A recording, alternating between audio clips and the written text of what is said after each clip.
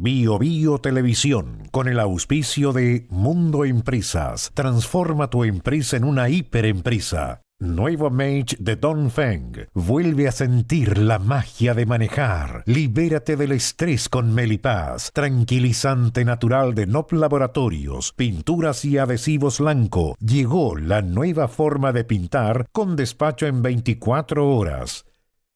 Presentan comentarios de Tomás Mochiati. Ella le pone magia al color, nos hace muy felices, compartimos nuestro amor. Ponle magia tú también, deja la imaginación volar, que todo luzca hermoso como siempre está tu hogar. Mi mundo es mejor con Lanco.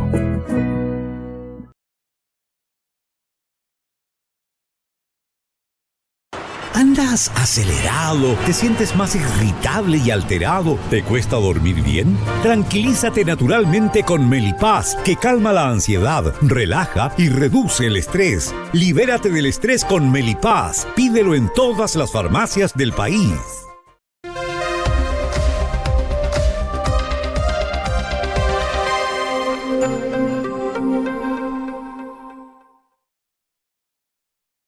Partamos por un reconocimiento. Se nota la mano de la Contralora General de la República, Dorothy Pérez. En forma periódica conocemos dictámenes en medio de una incesante fiscalización del aparato público. ¿Ha cometido errores? Sí. Pero en medio de la crujidera general de las instituciones, la Contraloría emerge como un lugar todavía confiable. Pensar que el Contralor anterior, Jorge Bermúdez, la quiso expulsar, quiso echar a Dorothy Pérez, y que cuando ese Contralor Jorge Bermúdez perdió en los tribunales 8-0 con Dorothy Pérez, no tuvo siquiera la dignidad de retirarse. A estas alturas creo lícito preguntarse, ¿qué diablos hizo Bermúdez? ¿Dónde estaba? ¿A qué dedicó su tiempo? Fueron largos 8 años. Hace tiempo, usted recordará, se hablaba de esto entre comillas, ¿no? Modernización del Estado. Hace rato que hay conciencia que el Estado crece en funcionarios en medio de una ineficiencia, de una indolencia, de un desparpajo apabullante. Como usted se habrá dado cuenta, hace rato que los políticos ya no hablan de eso, de modernizar el Estado, porque el Estado es de ellos, no de todos nosotros, es de ellos. Ellos lo administran, ellos contratan, ellos se lo reparten, ellos lo usan, ellos lo estrujan. El Estado es de ellos. No se sabe exactamente cuántos funcionarios tiene el Estado chileno. Hay aproximaciones. De hecho, hay lugares intocables. Le doy ejemplo, y ejemplos grandes. Son intocables en cuanto a la administración de los recursos, en cuanto a las platas, el Poder Judicial y el Ministerio Público. El Poder Judicial confunde su independencia, que es obvio que tiene que existir, que es poder resolver las causas judiciales sin interferencia de otros poderes, y la confunde con la transparencia y eficiencia en la administración de los recursos económicos. Y lo mismo ocurre con el Ministerio Público.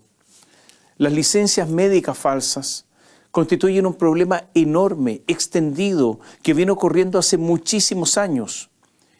Y los costos de todo eso los pagamos entre todos nosotros. El delito, ese delito, se comete necesariamente entre dos. El médico que otorga la licencia que está falsa desde el punto de vista ideológico, y la persona que se beneficia con esa falsedad. Los dos, sí, los dos son delincuentes. La privacidad de la condición médica de las personas, que a mí me parece una condición necesaria, contribuye a que se puedan cometer estos fraudes.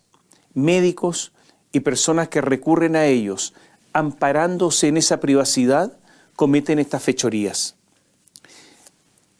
Existe en el sector público, además, el temor a las asociaciones de funcionarios, que a la primera defienden muchas veces lo indefendible. Además, hay muchos médicos que actúan como una cofradía, y el colegio médico siempre ha sido tibio, con medias tintas, con una capacidad notable para decir, más que hacer, en los casos de licencias médicas falsas. A eso agregue la maraña de normas que rige el Estado, lo que hace casi imposible despedir a alguien. Y está también, una vez más, la mano del Poder Judicial, que por si fuera poco, ayuda prácticamente nada a que las cosas mejoren. Las ISAPRES han reclamado permanentemente sobre las licencias falsas, porque además de ser un delito, encarecen los planes de salud. Pero a la clase política siempre le importaron poco estas denuncias, muy poco. Finalmente, piensa la clase política, en las ISAPRES están las personas con más recursos y por lo tanto que se roben entre ellas a nosotros nos da lo mismo. Y en cuanto a la licencia del sector público, tampoco les importaba, porque existe una costumbre ya asentada en el país que los recursos públicos se pueden malgastar sin que importe demasiado, sin que haya sanciones, porque es un dinero que es de todos y al mismo tiempo es de nadie. Finalmente, con cada reforma tributaria se terminan subiendo los impuestos y ya está. Con los números, la evidencia, con la demostración de lo grotesco, esto no producía ningún efecto, pero ocurre, porque las cifras estaban, los números estaban, pero ocurre que a Dorothy Pérez se le ocurrió de verdad algo brillante. Porque estamos frente a lo que podemos calificar de un mecanismo, o sea, de un mecanismo defraudatorio. E insisto, aunque hay cifras, números, estadísticas que permiten dimensionar el fraude, a Dorothy se le ocurrió, insisto, algo brillante. Se le ocurrió demostrar el fraude en toda su magnitud. Hizo algo que es común en el mundo privado, pero que en nuestro enclenque Estado cuesta hacer. Dorothy cruzó datos. Y así demostró la delincuencia extendida, la impudicia generalizada. Demostró el absurdo, lo extravagante, la grosera vulgaridad. Los abogados, y Dorothy Pérez es abogado, saben que una forma de argumentación, esto lo sabían los juristas romanos, es la argumentación del absurdo, esa que permite rechazar una afirmación por las consecuencias descabelladas que produce. Esto se aplica también a las matemáticas, se aplica a la filosofía, no solo al derecho. Y esto es simple. Si alguien está enfermo con licencia, no se puede ir de paseo, porque sería algo irracional, insensato, absurdo. Por lo tanto, se cae la afirmación de que está enfermo, porque si no, insisto, no podría, permítame usted el lenguaje vulgar, emplumárselas. Esta fue la fórmula que encontró la Contraloría para demostrar lo evidente, pero a lo que nadie o pocos hacían caso. Hizo lo que, se lo decíamos, en el mundo público pocos hacen, cruzar de datos, y descubrió que miles de enfermos chilenos viajaban, disfrutaban, gozaban. Es decir, estos enfermos tomaban aviones, barcos, autos, buses para irse no a cualquier lugar de Chile, no, al extranjero. O sea, los enfermos chilenos se habían convertido en turistas, en peregrinos en tierras ajenas. Esta es la demostración, la evidencia, la prueba de que hay licencias falsas por miles, porque para que fuera incontrarrestable, la Contralora cruzó los datos de las licencias médicas con los registros de lo que estaban saliendo del país. Y como estamos en elecciones ad portas, con primarias y más adelante parlamentarias y presidenciales, los políticos, con la excepción de algunos, pocos, que en estos siempre han sido consecuentes, los políticos rasgaron inmediatamente vestiduras, dijeron que todo esto es inaceptable, exigieron reacción del gobierno, renuncias y varias cosas más. Se anunciaron investigaciones y con un adjetivo que siempre se usa en campaña dijeron, vamos a hacer investigaciones, el adjetivo, exhaustivas. Habrá investigaciones muy duras. Cuando las elecciones están a la vista se producen hechos notables, aunque por un rato corto. La Contraloría determinó que 25.078 funcionarios públicos o trabajadores de entidades financiadas con dineros públicos, viajaron fuera del país durante su licencia o en parte de ese periodo, incumpliendo el periodo de reposo indicado en su permiso médico. Lo anterior podría implicar el uso irregular de 35.585 licencias médicas emitidas entre 2023 y 2024, de las cuales un 69% corresponde a usuarios de FONASA y un 31% a usuarios de ISAPRE, con un periodo de reposo promedio de 17,7 días. Estos son los que se pudieron pesquisar a través de los datos de Policía Internacional. Insisto, ¿qué hizo? Cruzó los datos de las licencias con los de Policía Internacional y los descubrió. Fue una trampita. No fue una trampa, fue simplemente la constatación de esto. Los otros, los demás, los que usando licencias falsas se quedaron en casa, en Chile, o salieron dentro de nuestro país, a la playa, a la ciudad, al campo, a cualquier parte, no se han pesquisado, obviamente, no se pueden pesquisar. Y es obvio, los que se quedaron acá con licencias falsas, muchísimos más que los que salieron fuera de Chile. Los menos son los que se van al exterior. O sea, posiblemente este asunto de la licencia falsa sea 3, 4, 5 veces más de estos 25.000. Las 35.585 licencias falsas, donde sus titulares no habrían respetado el periodo de reposo, se distribuyen en 777 entidades, de las cuales 13 concentran el 25% de todas estas licencias, 8.893. Leer esta lista de estas 777 entidades, yo les aseguro que es abrumador, porque todo esto es como un cáncer extendido. Es una metástasis de la corrupción. En el primer y segundo lugar de estas 777 entidades se encuentran la Junta Nacional de Jardines Infantiles, 2.280 licencias, y la Fundación Integra, 1.934. Estas concentran alrededor de un 12% del total, con 4.214 licencias sumadas. Yo leo, entonces, Integra. ¿Qué es lo que es Integra? ¿Qué es la Fundación Integra? Dice así, ellos mismos se dicen así se autodefinen. Fundación Integra es una institución educativa de derecho privado sin fines de lucro, con 33 años de historia, que ofrece educación parvularia, pública, gratuita y de calidad en Chile. ¿Le suena el pública, gratuita y de calidad? Situando en el centro de su gestión institucional a las niñas y niños como sujetos de derechos y ciudadanos activos de la sociedad para contribuir a una sociedad más inclusiva, más justa y democrática. Así se autodefinen. Está lleno de funcionarios saliendo al extranjero con licencias falsas. O sea, son dos instituciones.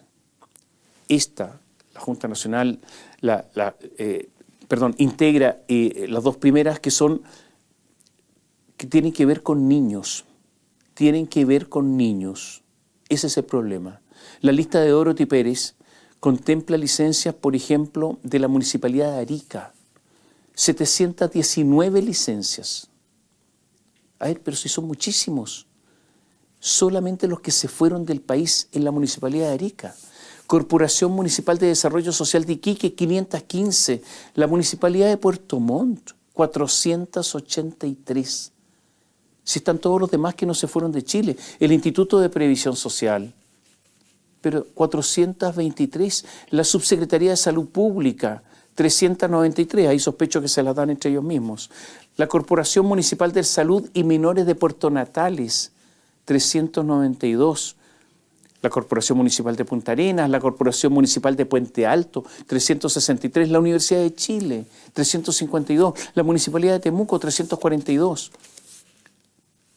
¿Puedo seguir? Servicio Nacional de Protección de la Niñez, de nuevo, niños involucrados, 318, Banco Estado, 317, Gendarmería, 313, la Municipalidad de Talca, la Municipalidad de Santiago y hospitales, el Hospital Sotero del Río, el Hospital El Carmen, 269, el Hospital Félix Bulnes, el Hospital Barros Luco, el Hospital Clínico Doctora Eloísa Díaz Insunza de la Florida, el Hospital Clínico San Borja Riarán, la urgencia, el Hospital de Urgencia y Asistencia Pública, la famosa asistencia pública en Santiago, el Hospital San Juan de Dios, el Hospital del Salvador y naturalmente el Servicio Nacional de Menores. Es una enorme cantidad de gente en estas instituciones, están en los primeros lugares con licencias médicas, con gente que salió del país y por lo tanto serían falsas. Usted sabe que luego de la última reforma educacional se ha producido lo que se llama la desmunicipalización de los colegios. Entonces se crearon, ¿qué? Los servicios locales de educación pública, los famosos SLEP. De los municipios se trasladaron a esta institución nueva, SLEP, Servicios Locales de Educación Pública. O sea, los SLEP son nuevitos. Y nuevitos y ya se corrompieron. Porque el Servicio Local de Educación Pública de Iquique tiene 228 licencias, personas que salieron del país con este tipo de licencias. El Servicio Local de Educación Pública de Magallanes, 227. El Servicio de Educación Pública de Barrancas. Estas son las comunas de Cerro Navia, Lo Prado y Pudahuel. 224. Y ellos tienen un eslogan, construyendo educación pública, dicen. El Servicio Local de Educación Pública Gabriela Mistral, que comprende las comunas de La Granja, Macul, San Joaquín.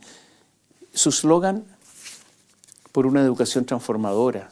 Sí, también está lleno de gente que tenía licencias falsas. Y se me olvidaba, quiero volver, hablábamos de Integra, hablamos de la Junji, que son las dos instituciones que están en los primeros lugares. Hablemos de la Junji.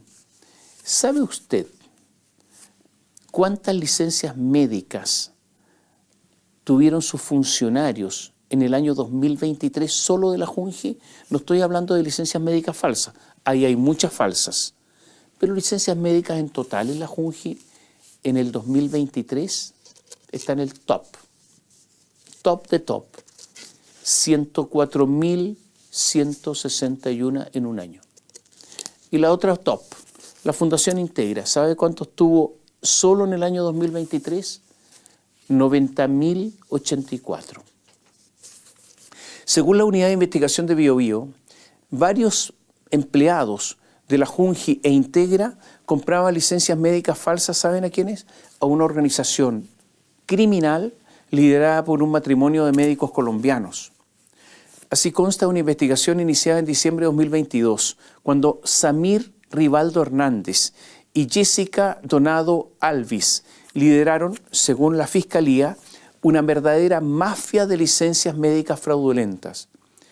Su desfalco llegó a tal punto que emitieron más de 71.000 licencias falsas entre 2020 y 2022.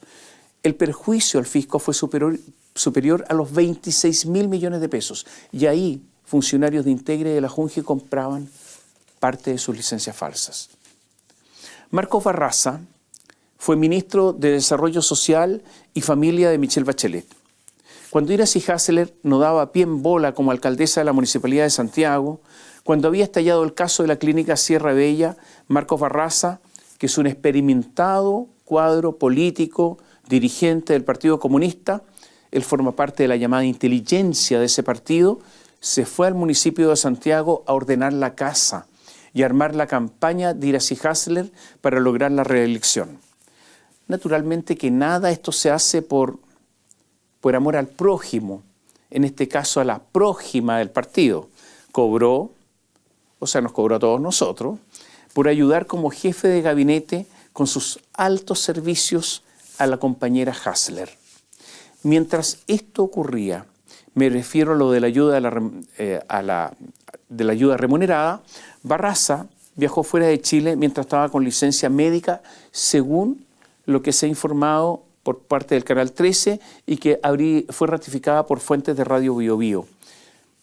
Porque fuentes de Radio Biobío confirmaron que el exsecretario de Estado formaba parte del listado.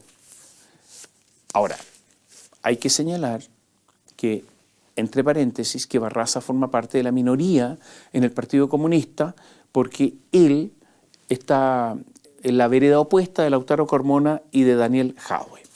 Barraza, en todo caso, desmintió todo esto. Dijo que viajó con días administrativos a un encuentro político en México y que volvió enfermo. Habrá que investigar a Barraza. Según él no habría irregularidad. Pero claro, todo esto demuestra, en todo caso, la laxitud del Estado. Permisos administrativos pagados por todos nosotros para que vaya a México a participar en actividades políticas. No es un permiso sin goce de sueldo, no. Permisos administrativos para hacer política, algo que en el mundo privado sería imposible. Este es un gobierno de muchos amigos en puestos públicos. Y un amigo del presidente, ese sí, viajó con licencia médica. Se llama Raúl Domínguez. Es un ingeniero civil eléctrico y que fue compañero de colegio en el British School de Boric en Punta Arenas. Esta es la lista de los 25.000. Esta es la lista de Dorothy Pérez. Y según consigna el Líbero, Raúl Domínguez ya estaba siendo investigado desde el 24 de julio de 2023 y hasta ahora percibía 7,3 millones de pesos brutos mensuales. Además, claro, él desempeñaba una función llamada crítica. Entonces, en diciembre de 2024, esa función crítica era de 982.293 pesos y este año había saltado a 1.023.903 pesos adicionales. Hago un paréntesis. ¿Se acuerda cuando Boric anunció que nadie ganaría más de 5 veces el sueldo mínimo en su gobierno? Bueno, fue una mentira que le ayudó a ganar la elección, ya que hay otra prueba más con este Domínguez. En China, este amigo de Boric, Domínguez, asistió al Mobile World Congress. Él trabajaba en la Subsecretaría de Telecomunicaciones, pero no volvió a Chile él, porque le dieron ganas de visitar el viejo continente. Entonces leo el documento oficial. Se confirma que el funcionario don Raúl Domínguez no ingresó a Chile el día en que finalizó su comisión de servicio internacional, 5 de julio de 2023, sino que habría permanecido en Europa durante los días en que solicitó licencia médica. Jueves 6, viernes 7, sábado 8, haciendo uso irregular de esta licencia médica para extender su estadía en Europa y conectar su comisión de servicio con los días de feriado legal. Y aquí hay un dato que seguramente usted ya se dio cuenta.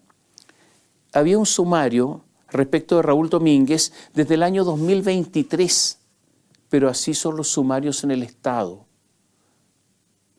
Pese a ser todo evidente, todo obvio, los sumarios languidecen y el infractor sigue gozando de su alto sueldo.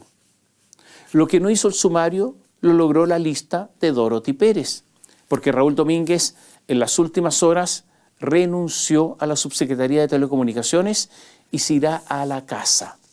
Sí, a su casa, una casa que adquirió hace solo algunos meses, a un valor interesante. Y recuerde, estos mismos son los que ganaron la elección porque decían que luchaban contra los privilegiados. A ver, Dorothy Pérez, en la lista está Banco Estado, por ejemplo. ¿Y qué hizo el Banco Estado? Reaccionó. ¿Qué dijo?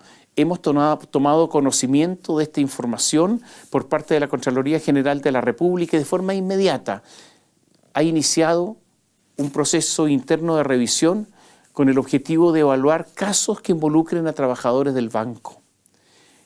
En este marco, dice el Banco Estado, se llevará a cabo una investigación, usted ya lo adivinó, exhaustiva, que permita esclarecer los hechos. Y hay otras empresas del Estado y organismos públicos, Codelco, el Metro, Correos de Chile, una empresa que está quebrada, ENAP, también el Servicio de Impuestos Internos, también la Tesorería General de la República, también la Dirección del Trabajo, también TVN, el canal que está quebrado, e incluso la Contraloría, porque en esta investigación también se incluyó la Contraloría y se investigaron a sí mismos. En la Contraloría hay 43 casos de licencias médicas, en la Presidencia hay 7 licencias médicas con personas que viajaron, insisto, al exterior. Esta es una enorme mancha de corrupción que se extiende y se extiende. Se lo recuerdo, estos son solo personas con licencias que serían falsas que viajaron al exterior. Están todas las demás personas que están ocultas, las que no viajaron, las que permanecieron en Chile. Y por lo tanto esto hay que multiplicarlo por muchas veces. Y le entrego un dato. FONASA gastó en 2023, solo en licencias del sector público, $1.543 millones. Naturalmente que habrá muchos casos en que habrá algunas explicaciones, hay que investigar. Pero en verdad, la Contralora desde el año pasado ya venía poniendo ojo en esta situación y había oficiado a distintas reparticiones públicas para que hicieran su trabajo. Por ejemplo, en 2024 la Contraloría detectó que en la Dirección de Presupuesto una funcionaria registraba 332 días de licencia mientras trabajaba como psicóloga y boleteaba, emitía boletas de honorarios y además se promovía en redes sociales. En la Subsecretaría de Energía una funcionaria con 111 días de licencia asistía a clases porque ella se estaba cultivando. En la Subsecretaría de Bienes Nacionales, una mujer con 345 días de licencia había optado por un emprendimiento y se la estaba dando a empresarias. Y así hay muchísimos casos. Ya en diciembre del año pasado se había detectado al amigo de Gabriel Boric, pero el señor seguía impertérrito ahí hasta que estalló el escándalo ahora. Y hubo varias denuncias más de la Contraloría el año pasado, como les decía. Dorothy Pérez en las últimas horas además dio otro golpe. Descubrió que en el periodo 2023 a 2024, 250 médicos que trabajan en hospitales públicos, estando con licencia, no concurrieron a trabajar en el sistema público y asistieron a partos en otros lugares. Pero ¿por qué Dorothy Pérez indagó los partos, o sea, los alumbramientos? Porque ocurre que cuando sucede el parto se levanta un acta y esta acta se llama partida de nacimiento que va al registro civil con el nombre del médico. Entonces Dorothy Pérez se le ocurrió, vamos a ir al registro civil, vamos a revisar las actas, las vamos a cruzar, de nuevo, cruzando datos, con las licencias. Y ahí descubrió que había 250 médicos con licencia que estaban asistiendo a partos en otros lugares. Le cuento en qué está trabajando Dorothy Pérez ahora, qué es lo que se viene. Se está sumergiendo en DIPRECA, en la Dirección de Previsión de Carabineros, donde además están los PDI y los gendarmes. Es verdad que Carabineros cumple una labor difícil y extenuante, eso es cierto. Pero hace un tiempo, ¿sabe qué? Esto lo contamos en Bio Bio, que durante el año 2023, el 52,8% de los carabineros tuvo al menos una licencia médica, más de la mitad. Hay que estar atento con Dorothy con lo que va a hacer en DIPRECA. Antes de que se conociera la investigación de la Contraloría, hay que reconocer que el senador del Partido Socialista, Juan Luis Castro, que además es médico, presentó un requerimiento formal ante la Contraloría solicitando una fiscalización nacional sobre el uso prolongado e irregular de licencias médicas en el sector público, pero con especial énfasis en el caso del Hospital San José. Y esta solicitud del senador Juan Luis Castro se fundamenta en antecedentes que evidencian, dice él, un patrón sistemático de ausentismo injustificado, pagos indebidos y falta de aplicación de la normativa vigente con millonarios perjuicios fiscales. El senador Castro agregó que entre 2017 y 2024, más de 670 funcionarios del Hospital San José registraron licencias prolongadas, incluyendo casos de hasta, escuche bien, 6 años consecutivos de licencia. En abril de 2025, 419 trabajadores acumulaban más de 180 días de licencia médica en 24 meses, sin que se declarara la vacancia de sus cargos, como lo establece el artículo 151 del Estatuto Administrativo. Y así, a pesar de que se reconocieron más de 7.405 millones de pesos en pagos a funcionarios ausentes, solo en 56 casos se inició el trámite correspondiente sin que existieran desvinculaciones efectivas. Ahora, claro, la burocracia tiene su propia dinámica. Y ocurre que Mario Marcel, el ministro de Hacienda, decidió que él también tenía que hacer algo. Entonces se decidió a enviar un oficio. Y como buen burócrata, curtido por los años de papeleo, se lo envió a varias instituciones. Mire, le voy a leer algo de este oficio, lo tengo en la mano, solamente para que usted capte el asunto. Dice, oficio circular de Mario Marcel a ministros, subsecretarios y jefes de servicios e instituciones del sector público. Le leo una parte para que no se aburra. Dice así. En el marco de los compromisos adquiridos en el protocolo de acuerdo del reajuste del sector público y como parte de la estrategia para abordar el aumento del ausentismo laboral en el sector público, se ha conformado el Comité Nacional de Ausentismo. De ahora hay, para que usted lo sepa, un Comité Nacional de Ausentismo. Esto es textual, ¿eh? Este es el documento oficial. Con el propósito de coordinar acciones, establecer lineamientos y promover buenas prácticas orientadas a la prevención y reducción del ausentismo en la administración pública. ¿Quiénes forman parte del Comité Nacional de Ausentismo? El Ministerio de Hacienda, el Ministerio del Trabajo y Previsión Social, la Dirección de Presupuesto, el Servicio Civil y la Mesa del Sector Público, y ministros sectoriales. Y agrega, una buena práctica identificada por este Comité Nacional es la creación de comités locales de ausentismo, unos comités más chicos. Y estos van a estar en cada subsecretaría y en cada servicio público. Estos comités, dicen, cumplirán un rol operativo fundamental en el abordaje del ausentismo, cumpliendo los siguientes objetivos principales, dice el oficio de Mario Marcel. Letra A. Levantar diagnósticos e información desagregada en relación con el ausentismo. B. Implementar las medidas dispuestas por el Comité Nacional y evaluar sus resultados. C. Construir índices de ausentismo con el grado de desagregación que sea pertinente dada la realidad de cada organismo. E. Realizar seguimiento y acompañamiento ante situaciones de ausentismo prolongado. Entonces después agrega el oficio de Mario Marcel. Solicita usted designar a un subsecretario de su cartera a cargo de la coordinación y el seguimiento de la implementación de las acciones y sus resultados. 2.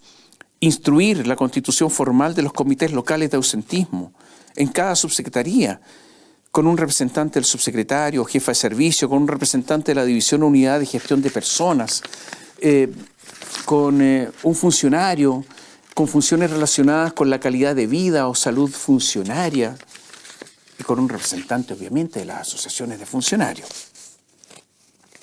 Y dice que de detectarse algo dentro de las 72 horas siguientes a la toma de conocimiento por parte de las instituciones públicas de antecedentes de que sus funcionarios han incumplido el reposo que les ha sido indicado a través de licencias médicas o han incurrido en otras conductas que hagan procedente el rechazo o invalidación de aquellas, deberán iniciar los procesos disciplinarios, etc. Por lo tanto, estamos todos notificados. Hay un Comité Nacional de Ausentismo.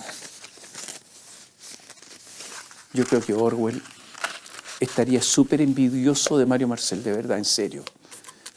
Aquí hay más creatividad que en ese tal Orwell. Un dato. Durante el gobierno de Gabriel Boric, el ausentismo en el Estado alcanzó un récord. 34 días en promedio. O sea, más de un periodo de vacaciones tienen adicionales. Sigamos con la licencia. Esto lo cuenta el Líbero.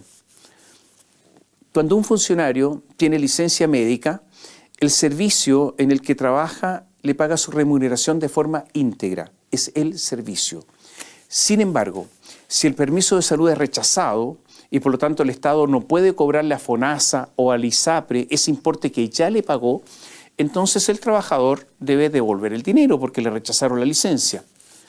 Bueno, ocurre que esto le ha pasado a varias personas con respecto al Estado. O sea, ellos tienen que devolver la plata, pero hay algunos que se niegan a devolver la plata, que no quieren devolver la plata. ¿Quiénes son? Le vamos a comprar, esto es un ejemplo, le vamos a contar solo algunos casos. Este es un caso. Esto le pasó a la consejera regional del Partido Comunista y funcionaria del Ministerio de la Mujer y Equidad de Género. ¿Quién es ella? Danae Prado Carmona, quien entre 2018 y 2019 presentó 11 licencias que todas fueron rechazadas.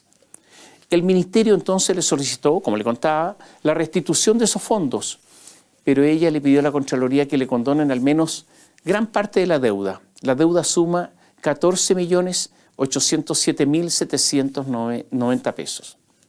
Entonces Danae Prado fue a la Contraloría para decir que casi todos los cobros están prescritos. O sea, ella pretende que usted, yo, todos nosotros paguemos con la plata de nuestros impuestos todo eso. Danae Prado tiene un sueldo de 4,4 millones de pesos brutos y además es consejera regional. Recibe otro 1,8 millón bruto adicional. En total sus ingresos son de 6,2 millones de pesos mensuales.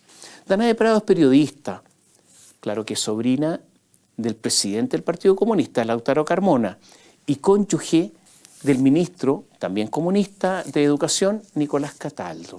No quiere devolver la plata. Lo que ha ocurrido con las licencias médicas falsas y su falta de fiscalización es una muestra más de un Estado anquilosado, un Estado con muy baja productividad, un Estado con una enorme ineficiencia.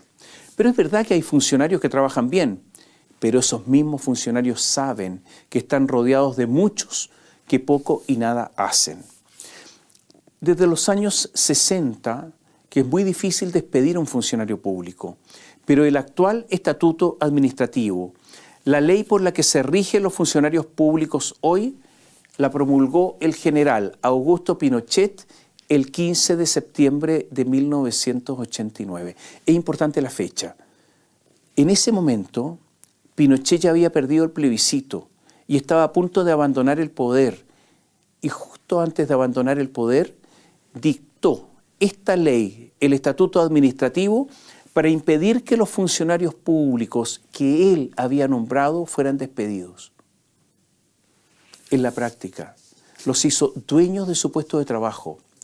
Y si a la Constitución de 1980 le decían la Constitución de Pinochet o la Constitución del dictador, yo no veo a nadie de la ANEF, a ningún dirigente sindical decir, este es el estatuto administrativo del dictador. ¿Y por qué no lo hacen? Simplemente porque ese estatuto les conviene.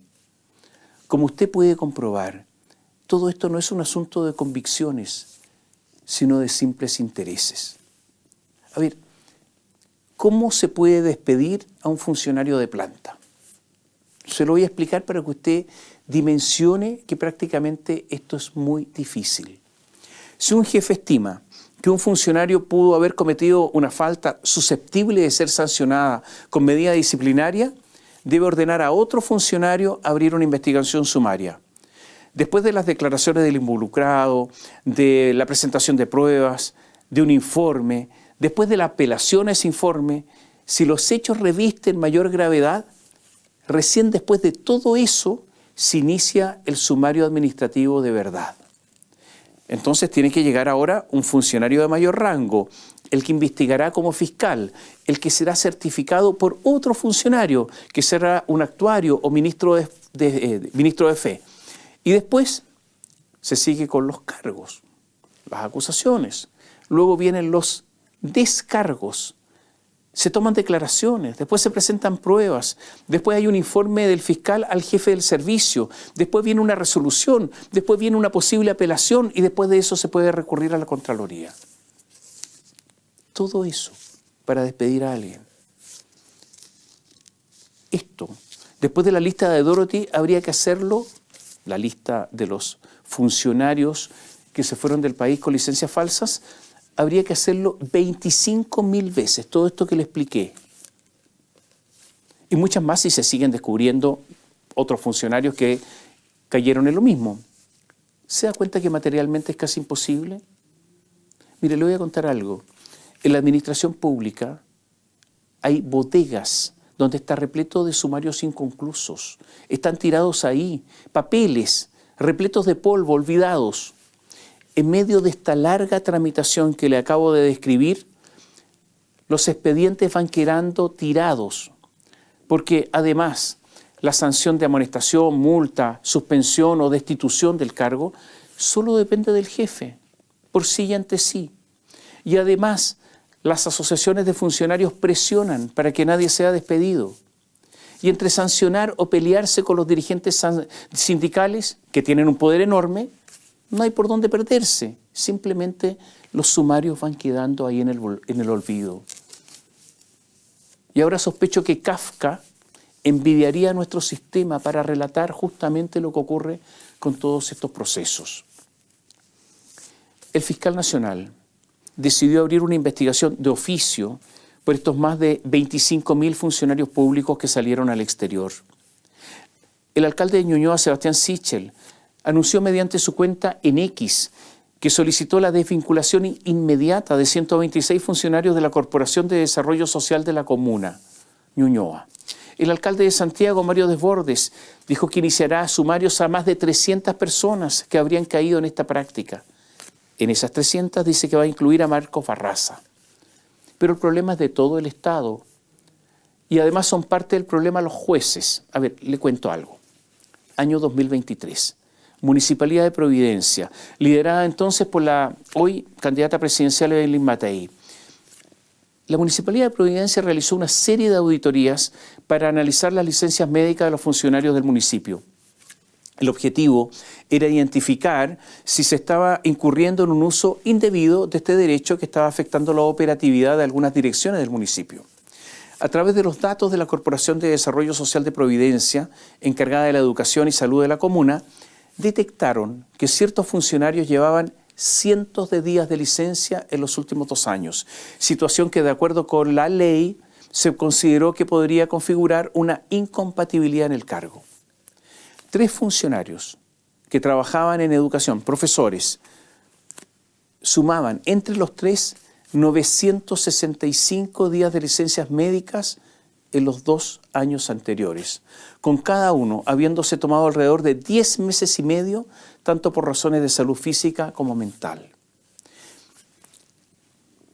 Intentaron despedirlos, presentaron recurso de protección, finalmente llegaron a la tercera sala de la Corte Suprema. Recuerda, esa tercera sala donde hacía y deshacía Sergio Muñoz. ¿Y qué hizo la tercera sala? Declaró ilegal y arbitrario los despidos, pese a que había texto expreso que permitía esas desvinculaciones. El juez Sergio Muñoz le hizo mucho daño al país, a mi juicio. ¿Quiénes votaron con Sergio Muñoz? Junto con él, Ángela Vivanco y Mario Carroza. Hubo un único voto disidente, fue el de Jean-Pierre Matus. ¿Se acuerda de Sergio Muñoz? El padre de Graciel Muñoz, la jueza que pidió ejercer justicia con teletrabajo en su casa porque debía cuidar a su madre, pero los engañó a todos y se fue a Italia, cometiendo a mi juicio delito. Bueno, los tribunales solo la amonestaron y ella vivía con su padre, con Sergio Muñoz. Y nosotros, además los tribunales con esta amonestación, nos obligan a someternos eventualmente a la decisión de Graciel Muñoz, que ella pueda tener en sus manos nuestro destino. Se da cuenta que el problema se ha extendido y que hay mucha porquería dando vuelta. Los municipios están repletos de horas extras que no se hacen. El asunto ha bajado un poco. Usted sabe que eran tantas las horas extras que los funcionarios simplemente parecía que no podían descansar, no paraban nunca, que funcionaban día y noche los municipios. Era todo mentira. Y ocurre que el alcalde que quería cambiar las cosas se encontraba con la oposición de los funcionarios, apernados en sus cargos, mientras el alcalde depende de ellos para ganar la próxima elección. El alcalde no podía tener oposición interna. Las horas extras falsas habían surgido como un sistema ilegal, delictual, pero para mejorar sueldos. Para eso era, pero era delictual. En algún momento, ante la posibilidad de que muchos alcaldes se fueran presos, el Congreso aprobó una ley subiendo los sueldos de los funcionarios municipales. ¿Y sabe usted lo que pasó? Le subieron los sueldos, dijeron, bueno, ahora se acaban las horas extras. No quisieron después eliminar las horas extras y siguieron con eso con total impunidad. Por eso es la corrupción que se extiende por todas partes. Todo esto está relacionado. El problema es que el Estado, por razones obvias, no tiene competencia y no la puede tener, porque no pueden competir los tribunales, no van a competir los municipios, no va a competir el registro civil, no van a competir las Fuerzas Armadas. El Estado, por per se, no tiene competencia. Siempre se ha pensado que para lograr productividad y no que se transforme esto en una simple molicie, tiene que haber un régimen de sanciones y premios. Lo de las sanciones no funciona. Usted ya lo vio. No funciona. Están todos apernados en sus cargos. Para el asunto de los premios se diseñó hace algunos años los llamados PMG, Plan de Mejoramiento de Gestión. Si se cumple la meta, hay un bono. Es la zanahoria, ¿me entiende? El problema es que todo está mal, porque la meta la colocan ellos mismos, los incumbentes. Entonces el resultado es que es una meta tan baja que todos la cumplen. Entonces se ha transformado en una vulgar estafa, porque fue simplemente otro aumento de sueldo. Recuerdo que hace algunos años, dentro de los ítems para cumplir la meta de los fiscales del Ministerio Público, era contactar al denunciante de un delito. Para cumplir la meta, contáctelo por lo menos, pregúntele qué le pasó. Es obvio, ¿no? Pero ¿sabe que la meta se cumplía contactando algo así como solo al 52% de los que denunciaban? Por eso estaba repleto de personas que denunciaban y nunca se comunicaban con ellos, porque la meta que los fiscales se habían fijado ya estaba cumplida. Y luego están las calificaciones. Toda la administración pública, prácticamente, todos los funcionarios están con nota 7 o cerca del 7. Es impresionante, son todos prácticamente extraordinarios.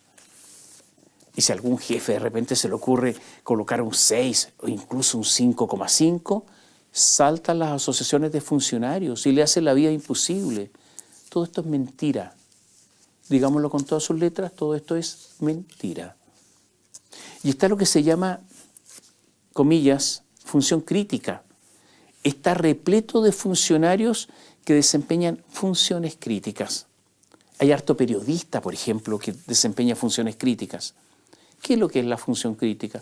No es más que la justificación de un bono, como el que tenía el amigo de Boric, que se fue a Europa con licencia médica. Él también tenía función crítica. Y tampoco sabemos cómo contrata el Estado. ¿Cómo contrata a los de planta? ¿Cómo contrata a los que están a honorarios? Por ejemplo, Manuel Monsalve, a la señorita que lo denunció, que estaba por allá en Curanilahue, él la contrató, la eligió a dedo. Y después, cuando estaba trabajando, él le subió el sueldo porque se le antojó, sin preguntarle a nadie, sin ninguna evaluación. Se ha dicho que hay 100.000 funcionarios públicos nuevos, un verdadero ejército de servidores públicos, pero que nadie nota dónde están, que nadie los percibe. Para mejorar todo, en algún momento se creó la alta dirección pública, para contratar a directivos del sistema público mediante un sistema profesional. ¿Sabe cuál es la sensación? Que eso es un fracaso, porque siempre en la terna que se presenta hay alguien que agrada al gobernante de turno, curiosamente. El problema del Estado entonces es enorme. El ciudadano, usted, cualquiera, es un pigmeo ante ese tamaño. Reclame al Estado, a ver si le resulta. Es como pellizcar un vidrio. Y si usted quiere litigar con él, tiene que enfrentarse con el Consejo de Defensa del Estado. La Contraloría forma parte del Estado. Es la única, escuche bien esto, es la única repartición pública en la que todos los funcionarios, salvo uno, el subcontralor, son de la confianza exclusiva del superior, en este caso de la Contralora. Ahí no opera eso del estatuto administrativo o eso de ser propietario del puesto de trabajo. Posiblemente Esta es una de las razones por las que cuando el Contralor quiere, puede. Y hay algo más. En las últimas horas, Dorothy Pérez obtuvo otra victoria. Y ocurrió lo siguiente. Los funcionarios a contrata, según lo que ha resuelto la Corte Suprema, después de 5 años no pueden ser despedidos a menos que haya una causal. O sea, después de 5 años prácticamente son dueños de su puesto de trabajo. El anterior Contralor, Jorge Bermúdez, al que muchos veían cercano al Frente Amplio, resolvió, no, esto de los 5 años es mucho, que fueran solamente 2 años de contrata para transformarse en prácticamente inamovibles. ¿Qué hizo la actual Contralora Dorothy Pérez? Resolvió que esta materia no era una materia que debía ser de competencia de la Contraloría, sino de los tribunales. Y como los tribunales sustentaban los 5 años, se volvió a los 5 años. Todo esto se conoce como confianza legítima. O sea, el Estado confía en alguien durante un tiempo, por lo que se transforma en funcionario inamovible. Con la decisión de Dorothy Pérez, varios funcionarios presentaron recursos de protección en contra de la Contralora. No se puede retroceder en derechos, dijeron. Hay 9 recursos, acciones de protección que están presentadas. Pero hace solo algunas horas, la Corte Suprema confirmó el rechazo del recurso que se había dictaminado la Corte de Talca. O sea, ganó Dorothy Pérez. Vuelven a ser 5 años, una nueva victoria de la Contralora. Y hay una cosa clara. Esto está demostrando que debería ser un negocio, un buen negocio para el Estado, incrementar los recursos de la Contraloría. Porque cuando se investiga bien, se ahorra plata con sus fiscalizaciones. Y por lo tanto, esa inversión en la Contraloría se devolvería con creces. Ahora hablemos de otra cosa, hablemos de Procultura. Después del fallo de la Corte de Antofagasta, que declaró ilegal la escucha de Josefina Uneus, la ex esposa de Alberto Larraín, el mandamás de Procultura, Larraín, el fiscal nacional Ángel Valencia, le quitó el caso al fiscal Patricio Cooper. Cooper, recordemos que había ordenado escuchar 3 números telefónicos que habrían pertenecido a Alberto Larraín. 2 habían sido identificados por las compañías de teléfono y el tercero por la empresa Equifax o DICOM. Debería haber consultado Cooper a las empresas por este tercer número que las empresas no se lo habían comunicado, sino que el DICOM. Yo creo que sí. Se ha dicho que ese tercer teléfono, además, pertenece a Josefina Uneus desde el año 2004 y que se lo habría regalado su madre, o sea, que nunca perteneció a Larraín. Pero, pregunto, ¿es lícito que el fiscal Ángel Valencia le haya quitado la causa a Cooper sin que la sentencia de la Corte de Antofagasta hubiese estado ejecutoriada porque había recursos pendientes? Pareciera ser que en esta parte Valencia fue arbitrario. Pero peor que eso, Valencia designó en reemplazo del fiscal Cooper al fiscal de Antofagasta, Juan Castro Becchios, quien sí apeló. Y si gana Juan Castro Becchios la apelación, resultaría evidente que sacar a Cooper entonces fue una arbitrariedad. Y por otro lado, el solo hecho de presentar la apelación después de destituir a Cooper es una aberración, porque la Fiscalía iría contra la doctrina de los hechos propios. O sea, entendió, se hizo parte, porque si no lo habría destituido, se hizo parte de la sentencia y ahora indica que está argumentando en contra de la sentencia que antes sostenía. O sea, la destitución de Cooper es incompatible con la apelación, salvo en lo que se refiere a su actuación o lo que se decía que su actuación había sido similar a lo que ocurría bajo la dictadura de Pinochet, lo que solo cabe en jueces ideologizados. Pero ese fue un argumento político y no jurídico. Hay una doctrina que se llama la doctrina de los hechos propios. Es una doctrina que se fundamenta en la buena fe. La buena fe como institución jurídica, no como algo moral o ético, por lo que el Ministerio Público está muy complicado y está muy enredado, porque está con la apelación actuando en contra de lo que había hecho hace solo algunos días. Y hay algo más. actualmente, después del requerimiento de 2 militantes del Partido Comunista, Carol Cariola e Iracy Hasler, se está tramitando un procedimiento de destitución de Cooper del Ministerio Público. La decisión de Valencia no significa posiblemente,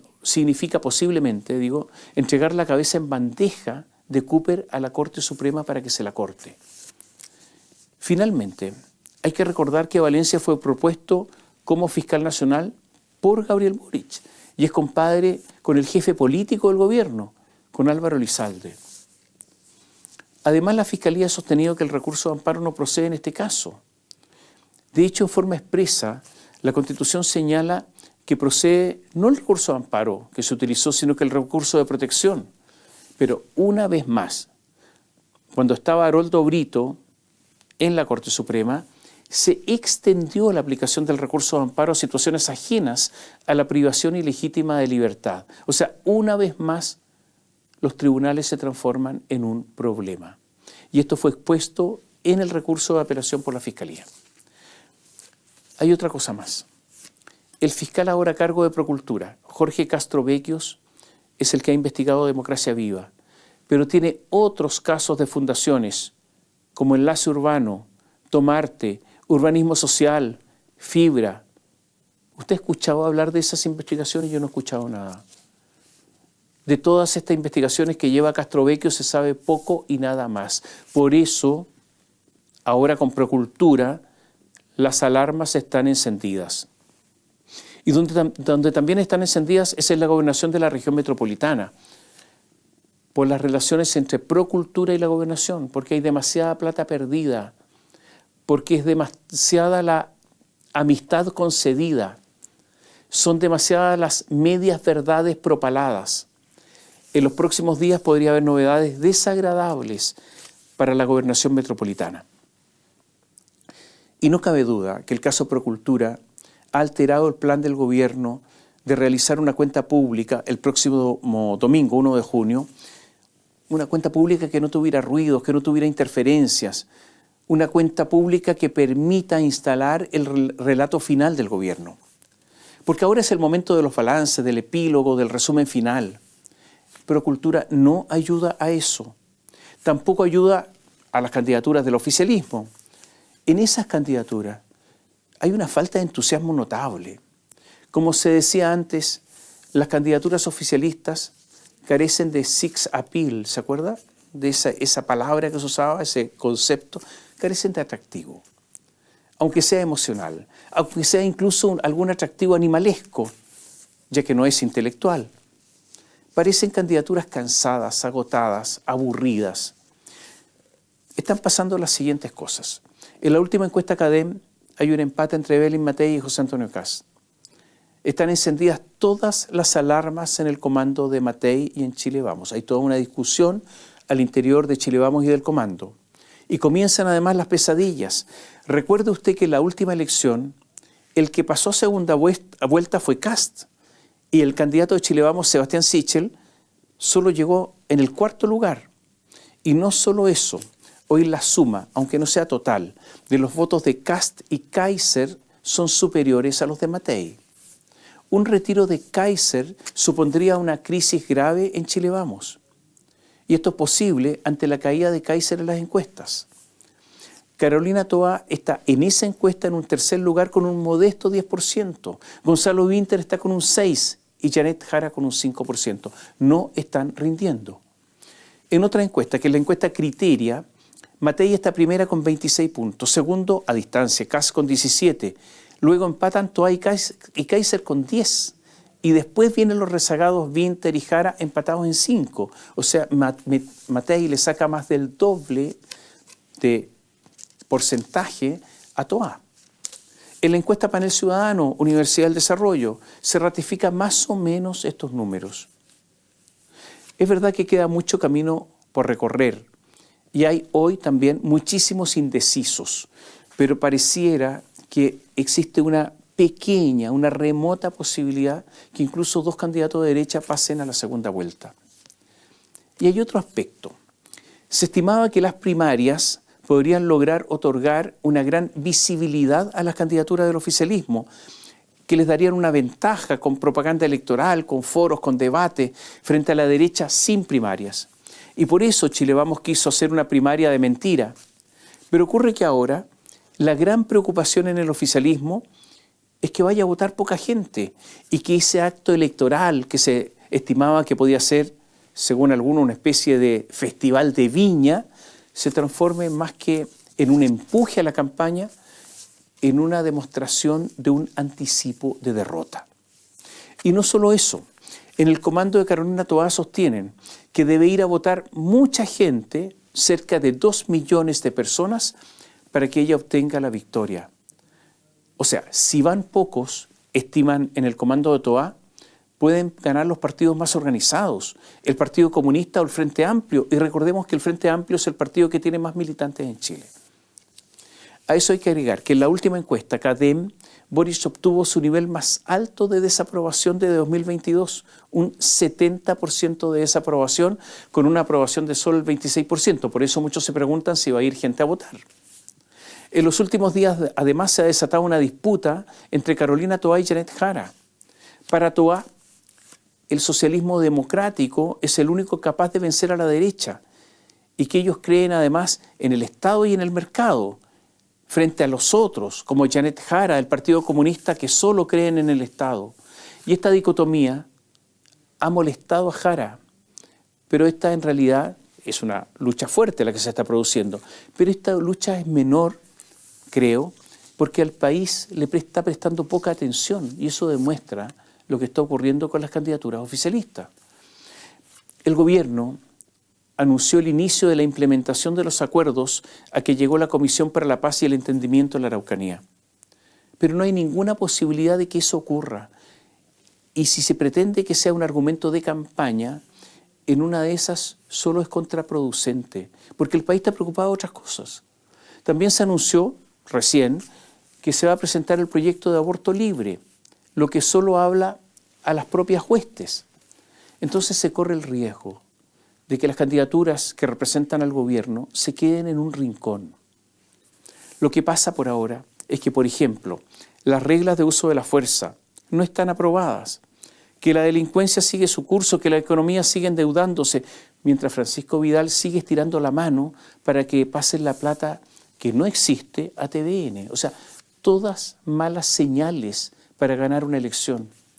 Y aunque la derecha ofrece poco, o que lo que ofrece es poco creíble, hay una sensación en el oficialismo que esta elección está demasiado cuesta arriba, que hay demasiadas preguntas que no tienen respuesta, que las promesas, no las que no pueden cumplir porque no tienen apoyo parlamentario, sino las promesas más básicas, esas de educación pública, gratuita y de calidad, se quedaron en un eslogan que envejece mal. Que la promesa de ser un gobierno ejemplo, por ejemplo con sueldos modestos, fue otro eslogan, y que prefirieron la vida acomodada, y en algunos casos ha sido la oportunidad incluso para hacer caja. Que el feminismo se ha ido olvidando, que la política exterior turquesa fue una promesa de brocha gorda, que el Partido Comunista es una piedra en el zapato con Venezuela, que la economía no está dando y que es posible que la probidad se tome la agenda. Y este es un temor, porque al final el temor es que sea la historia la que maltrate al gobierno.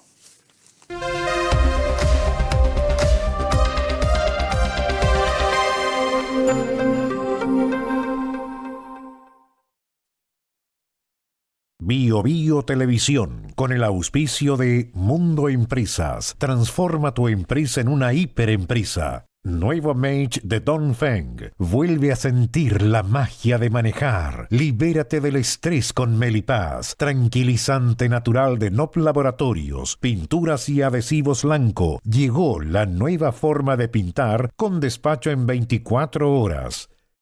Presentaron comentarios de Tomás Mochiati.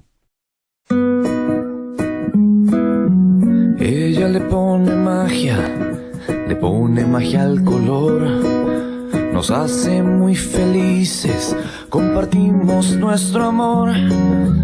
Ponle magia tú también, deja la imaginación volar, que todo luzca hermoso como siempre está tu hogar. Mi mundo es mejor con Lanco.